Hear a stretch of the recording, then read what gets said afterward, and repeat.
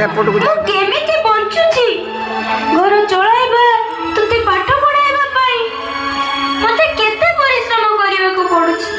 ମୁଁ ନିଜର ଖାଇବା ପିନ୍ଧିବା ନ ଦେଖି ଆଗ ତୋ କଥା ବୁଝୁଛି, ତଥାପି ମତେ ଏଇ କଥା ଶୁଣିବାକୁ ହେଲା। ହାୟ ହାୟ ମୋ ଭାଗ୍ୟ, କହିବି କାହାକୁ? ମୋ କପାଳ ମନ୍ଦ। ହେ ଭଗବାନ, ମତେ କାହିଁକି ବଞ୍ଚାଇ ରଖିଛ? ମତେ କାହିଁକି ବଞ୍ଚାଇ ରଖିଛ? କଣ କରିବି? ମୁଁ ଏତେ ବଡ ଭୁଲଟି କଲି କିପରି? ମୋ ମାମାକୁ ସତ କହିବି କେମିତି? ସତ ଜାଣିଲେ ସେ ଅଧିକ ବିଗିଡ଼ି ଯିବ। ନେହାକୁ ତାର ମଥା ଫୁଲ ଫେରାଇବି କେମିତି? ନେହା ନିଶ୍ଚୟ କାଲି ଅଫିସରେ ମଥା ଫୁଲ ବାବଦରେ ଅଭିଯୋଗ କରିବ। କାଲି ସ୍କୁଲ ଯିବା ରାସ୍ତାରେ ରାସ୍ତା କଡ଼କୁ ଫୋପାଡ଼ି ଦେବି।